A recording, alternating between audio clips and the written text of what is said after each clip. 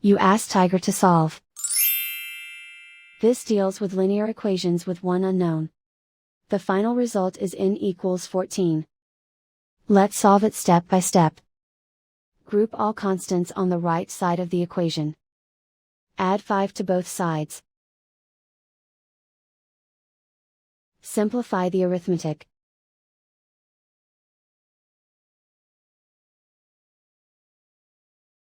Isolate the n. Divide both sides by 2. Simplify the fraction. Find the greatest common factor of the numerator and denominator. Factor out and cancel the greatest common factor.